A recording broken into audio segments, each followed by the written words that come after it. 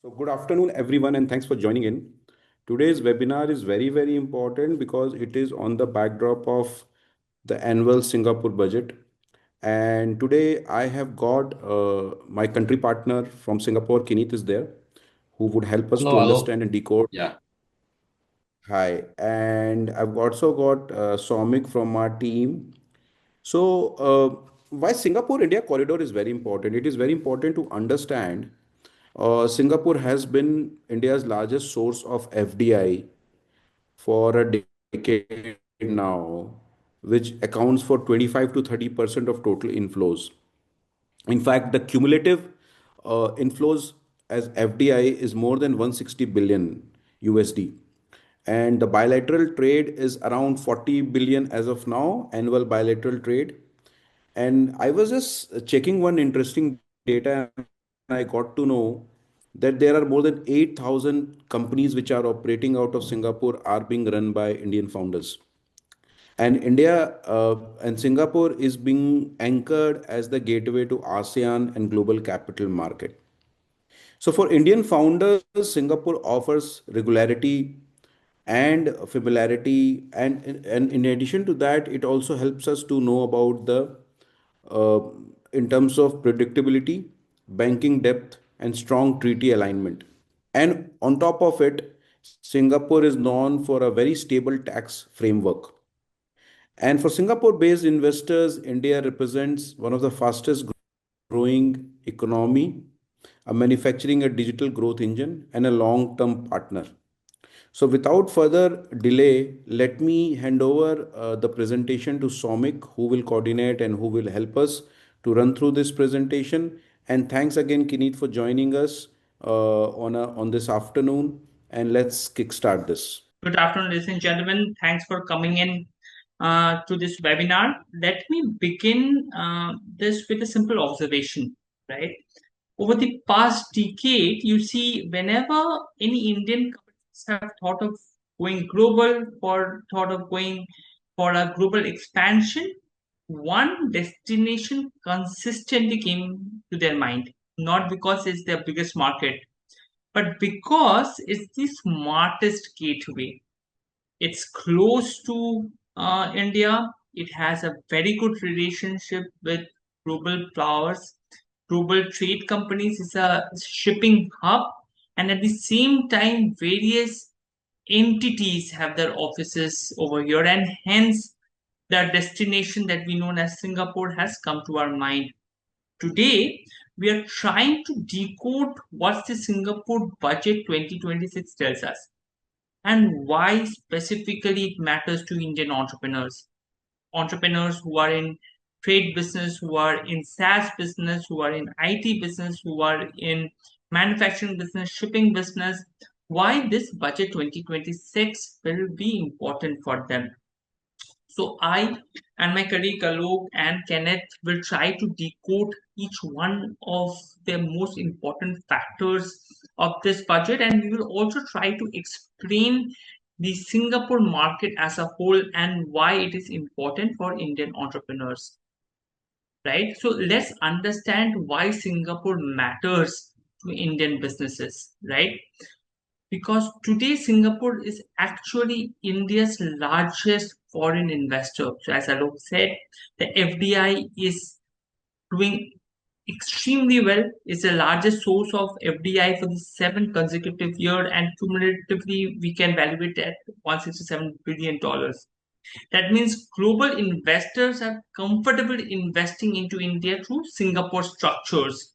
They have their holdco, the Indian entrepreneurs have their holdco set up in Singapore, and through Singapore, the money is routed to their Indian sub entities. And more than 8,000 to 9,000 Indian companies are already operating as we speak there. So when we talk of Singapore, we are not talking about a new opportunity, but we are talking about an established expansion-based ecosystem. It's a hub through which you can start doing your business and operate to a global expansion level. If we look closely, ladies and gentlemen, in the entire Singapore market, what the first thing that comes into our mind is this Singapore economic stability.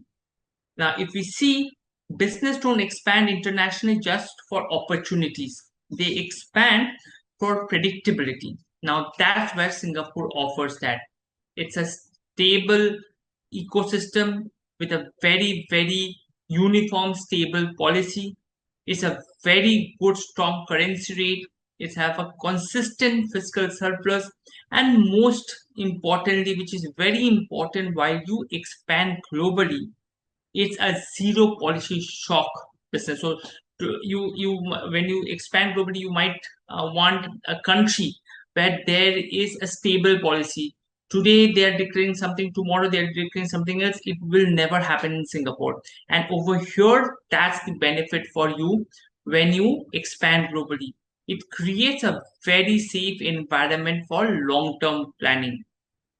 Now, let us understand the India Singapore corridor, right? Is very, very interesting. The investment flow between India and Singapore is actually two-way. So Singapore represents 24% of India's total FDI, while India channels $90 billion in outward investments in Singapore. And hence Singapore invests really heavily into India, and Indian company also invest heavily in Singapore. And that is the reason it creates a strong economic bridge. So it's a win-win situation. Unlike many investment or many geopolitical financial stability between two countries, in Singapore you have a win-win scenario, and hence there is no policy shock as such. And that is the reason why expanding in Singapore feels more like an extension of Indian business operations rather than a foreign move. So you are expanding globally, but at the same time, you do not have to worry of several policy changes, several complexities, and it's just an extension arm of your Indian business. Now, let us first understand in detail about this budget 2026, what we have come in about. Kenneth, if you can take us through this slide and help us understand what is it's about on a brief level, Sure. on a level of macroeconomics. Mm. I found it is very clear. Yeah. Singapore wants to remain Asia's most friendly economy. The entire budget, what I found, was revolving around three pillars: growth, Correct. Correct. innovation, and global competitiveness. Yeah. It is not just a spending plan, it is strategy to attract global Mm. Correct. business, right? So, Kenneth, if you just help Yeah, us I to think navigate through this. Yeah, sure. Okay, so many thanks. Okay, basically for this, right, the government, this budget is a very pro-business budget. As you can see, competitive business environment, SME startup support, innovation, AI. The finance minister, which is also Prime Minister of Singapore, basically he is a very AI-driven person. So it's a very good opportunities for Indian entities, especially tech companies or even logistics or manufacturing companies who probably tap into come to Singapore to set up the base and tap into AI facilities, right? The government will be strongly encouraging you to will be giving out grants, but that definitely this was subject to local criteria, having a local shareholders. And in this global economy, you can't be one owner coming in. I usually strongly encourage foreign companies coming to Singapore to do business. Why don't tie up with a local company to tap into the government grants so that you can actually grow strongly across the region and even globally also. As I can say that, okay, just for instance, for the innovation and AI drive, the government is committed to bring in up to $37 billion of research and enterprise 2030 plan. So in the next 4 years, by 2030, the government is going to commit $37 billion into such grants. So there'll be many tech companies or even SME companies to tap into all such grants so that you can be innovative and through research and development also. So that is definitely a very a big boost. And also the government is also injecting another additional 1.5 billion for SME and startup support. So usually such funds is help to for business, not only for startups, for advanced companies who has shown potential growth that you want to actually expand globally. But like what I said earlier, the key point is you must have local shareholdings. So a very strong point of message is the government actually wants to tap into the global world, but definitely they want foreigners to partner with a Singapore company also, so you can grow together. Yeah. So even let's say for a start, you may not be confident in searching for local partners. You may want to start off for yourself. So the government is actually this year for this year budget, especially for YA 2026, which is for the financial year 2025. The government is giving a 40% tax rebate, which is capped at up to $30,000. This is quite a very huge cash flow relief for many SME companies. And let's say if you're eligible, you have local employees, everything, you'll still be giving even cash grant for just to help you tie over your cash flow also. And definitely, as what I've mentioned earlier, the R&D enhancement, the AI investment credits, all this government is easily making it readily available. Especially, let's say for instance, in the past you need government approval, but now you can easily tap into the government all your AI expenditures up to 250,000 without any government approval, and you can actually claim back up at least 200% of allowances in your P&L. So this will greatly reduce your taxations, and you pay lesser tax also. Right, right, Kenneth. And I think just to explain this incentives with simple real life example, right? So now, if an Indian entrepreneur, imagine an Indian SaaS company decides to set up their regional headquarters in Singapore. Correct. In the Yeah. first year, they spent money on hiring, technology, marketing, and expansion activities. Now, Yes. normally, this would be business expenses. But under Yes. budget 2026, the government actually, in a way, shares this cost. Now, for Correct. example, if the company qualifies for corporate tax rebate, it can reduce up to 40% of its tax liability. On the Yeah. top Correct. of that, if they invest in innovation or AI tools, they can even have Yep. opportunities to claim enhanced deduction, sometimes Yes, that several means times. the minimum is 200% actually, and Right, even up, right. but up to 400% you will need a government approval. So 200% is immediate. You can just do your own self election and just elect in your tax form, and then you can just claim back 200% and cap at up to 250,000 per segment. So which is you can claim up to 500,000. Absolutely. So, effectively, what the government of Singapore is saying, if you build your global business from here in Singapore, we will reduce your cost of growth. So, you Correct. can multiple your cost, your growth opportunities, but reduce your cost. This is one of the Correct. biggest reasons why companies find Singapore extremely attractive for expansion, Mm. right? So let us go ahead on this particular topic, and which I found it to be very, very interesting. And I will bring in Kenneth within a minute's time.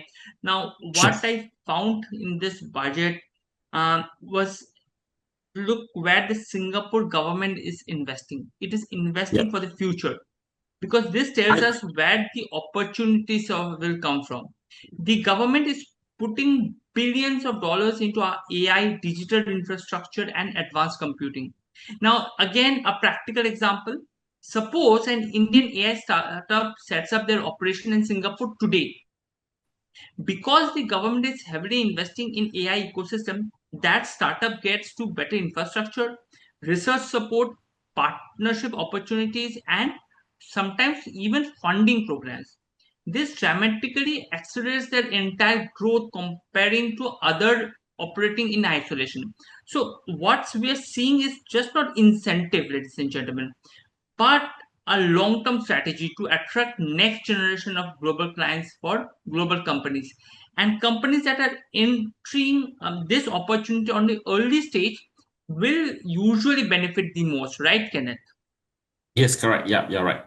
So I would say, okay, even for SaaS Indian companies, if you already have a ready-made AI tool or a software which actually can be readily selling off the shelf for many SMEs, I think you can set up a shop in Singapore and try to sell to Singapore SMEs, and this will actually giving local SMEs additional boost that for every AI dollar you invest, you can claim up to 200% or even up to 400%. So what I meant is, for these Indian SaaS company, instead of just going there to expand regionally, you can sell domestically in Singapore to the SMEs at a reasonable price. And definitely, I believe many SMEs who wants to reduce the taxes and who wants to be AI savvy, they can tap into such grants to help them. So this will also enhance, increase the business volume for Indian SaaS companies setting up shop in Singapore. Right, right. Can't agree more on that. So, why leading companies are now choosing Singapore is because when companies expand internationally, they look into three things: market access, access to capital, and ease of doing business. And Singapore is offering all three of them. That's the reason many companies is having their base in Singapore. So we found data where we found that over 50,000 MNCs have established a regional or global HQ in Singapore. We found that strong IP protection is very important. In fact, it's number one or two in the world in protection of IP. It has a very transparent regulation and it's more into a funding hub. So you will get a lot of VC private equity players in Singapore and who can invest in your holding entity. However, it's very important when you expand in any of the geographies, including Singapore, to avoid mistakes. Mistakes that can cost you a lot in the long term scenario, right? So, mistakes that should be avoided. And on this note, I would love Alok to come in and explain us what are the key things that entrepreneurs should look into when they expand globally. So I think you have touched upon a very, very important point, Somek, and I think Kineet was talking about how the Singapore government is trying its best to ensure that Singapore remains the core anchor for the larger growth of ASEAN and Southeast Asia.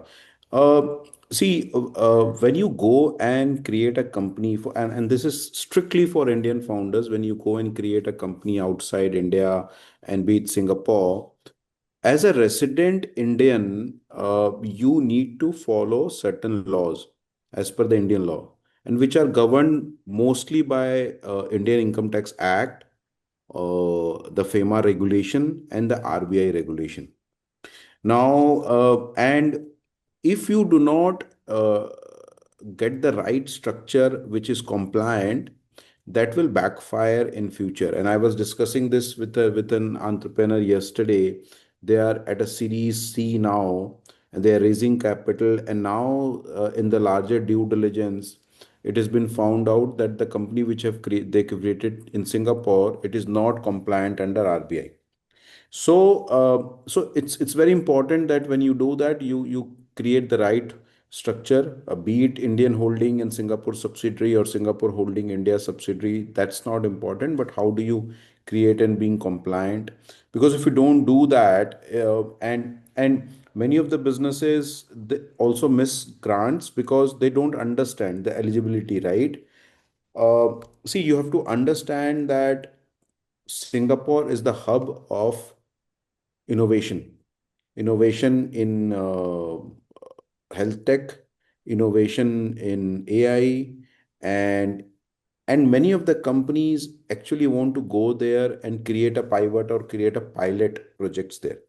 And for that, Singapore government really gives you a lot of grant and support. But if you do not have the right structure in mind, you will not be able to do, right? I was talking about poor tax planning. So there is a related party concept under transfer pricing. How would you do that? Do you take advantage of the double taxation tax treaty, which is being signed and very recently amended between India and Singapore? Right.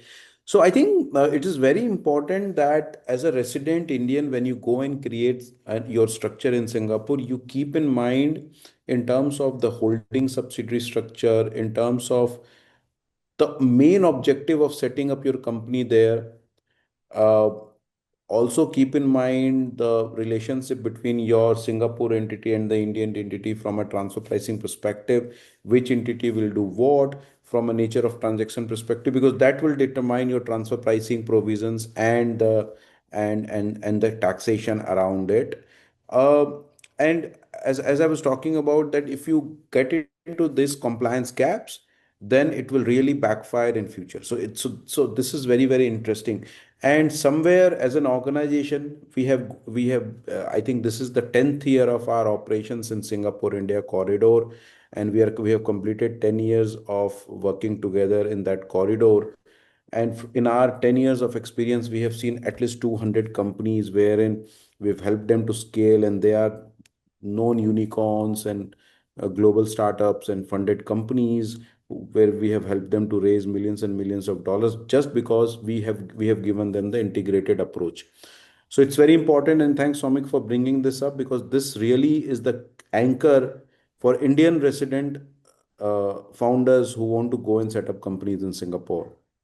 And uh, one more point, there was a provision under RBI which which came in August 2022, which completely changed how do you create companies in Singapore, or for that matter anywhere on this planet, by an Indian resident. So thanks again for that, for this bringing it up. Yeah. Thanks, Alok. I think to summarize what we spoke about over here, this budget 2026, what Singapore government is doing is saying that we are not only here to to to set up, open a new business, asking foreigners to open a new business, but to actively comprehend and compete to attract global clients, global MNCs, and for Indian startups, Indian entrepreneurs, Indian SMEs is very, very important. You see, it's not only giving you opportunity to gain to a global geography, but also makes far more business sense from perspective of revenue growth, from perspective of tax planning. And this is the right reason why should you come to us at Tax Mantra. We clear both India and Singapore over here. We know the laws in both the countries, because it's very important, and Alok says every time, which is it's not only important to expand in a new market, but it's very important to expand in the right way.